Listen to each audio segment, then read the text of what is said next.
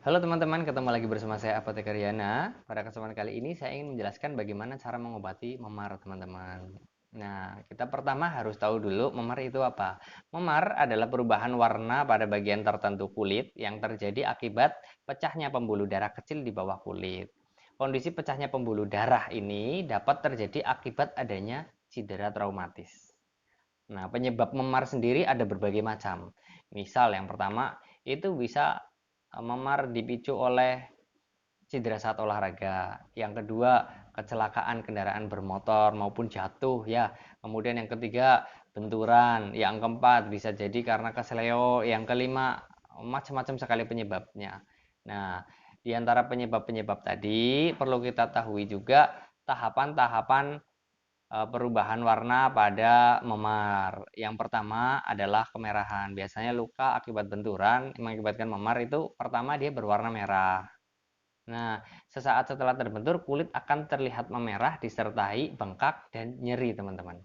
Kemudian setelah merah, 1 sampai 2 hari kemudian dia akan berubah menjadi kebiruan atau ungu gelap. Biasanya lebam-lebam itu ya, berwarna biru akibat benturan atau ungu gelap. Warna memar akan menjadi kebiruan atau ungu. Perubahan warna ini disebabkan karena minimnya asupan oksigen dan juga pembengkakan di area sekitar memar. Akibatnya hemoglobin yang berwarna merah akan berubah menjadi biru. Nah, atau menjadi lebih gelap gitu, seolah-olah kelihatannya menjadi lebih gelap ya teman-teman.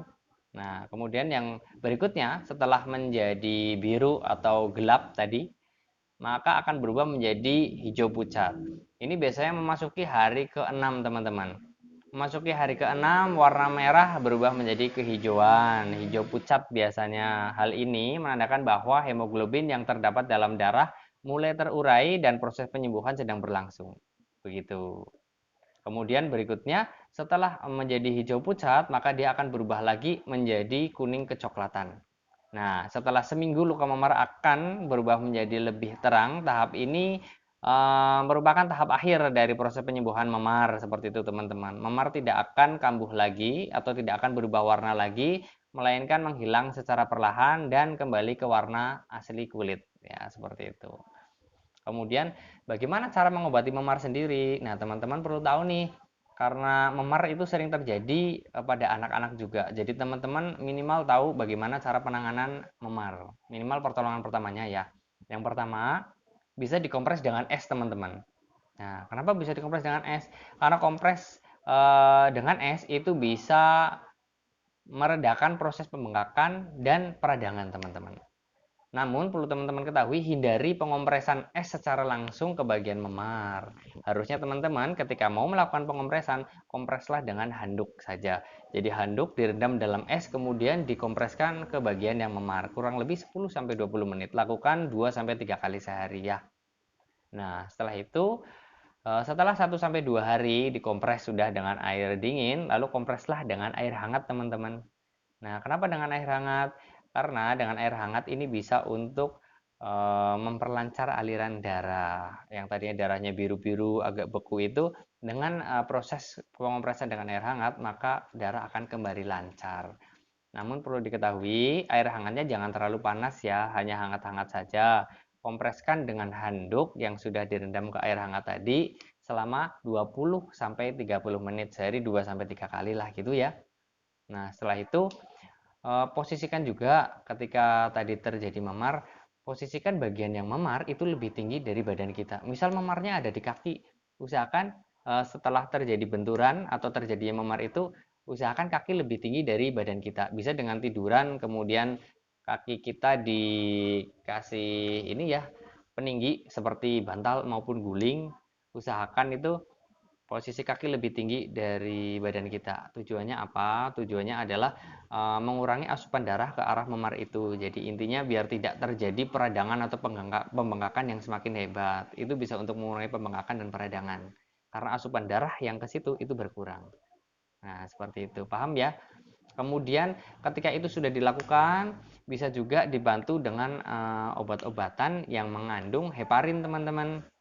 Nah, jadi ketika kita terkena benturan, itu kan biru ya, darah itu beku di situ. Nah, untuk mengencerkannya bisa dengan sediaan-sediaan oles atau topikal yang mengandung heparin. Banyak, cari saja di apotek atau di tempat lain ya. Banyak sekali berbagai merek, berbagai macam salep di sana disediakan. Nah, tinggal teman-teman cari saja eh, obat-obatan yang mengandung heparin ini. Yang topikal maksudnya ya teman-teman, atau yang oles, salep-salep heparin. Nah, salep-salep heparin ini dia mempunyai fungsi itu mengencerkan darah beku tadi. Jadi yang biru-biru-biru tadi, memar biru, bisa diencerkan dengan heparin. Maka setelah itu dia biasanya warnanya akan berubah. Sehari 2 hari setelah pengolesan warnanya akan berubah dan biasanya akan bengkak itu mengempes sendiri seperti itu teman-teman. Ya, kemudian ketika menggunakan heparin perlu diingat juga tidak boleh dioleskan di tempat yang ada lukanya. Kenapa tidak boleh? Karena kayak gini. Tadi sebagaimana saya jelaskan fungsi heparin tadi adalah mengencerkan darah. Ketika di situ ada luka terbuka, dioleskan dengan heparin, maka dia tidak akan beku teman-teman, akan selalu encer dan darah akan mengalir terus, tidak beku-beku ya teman-teman, itu berbahaya. Jadi heparin ini hanya boleh dioleskan di area-area yang memar tapi tidak terdapat luka. Paham ya? Nah, ketika menggunakan heparin ternyata teman-teman tidak nyaman dengan rasa sakit yang masih pegelih, masih sakit, bisa ditambahkan dengan obat-obatan oral yang bertujuan sebagai analgesik atau penghilang sakit. Bisa menggunakan paracetamol dan teman-temannya atau analgesik lain yang sesuai dengan teman-teman butuhkan. Begitu. Sampai di sini paham ya? Mungkin ini yang bisa saya jelaskan saat ini terkait cara pengobatan memar. Jika ada yang ingin konsultasi, silakan nomor WA saya di bawah sini.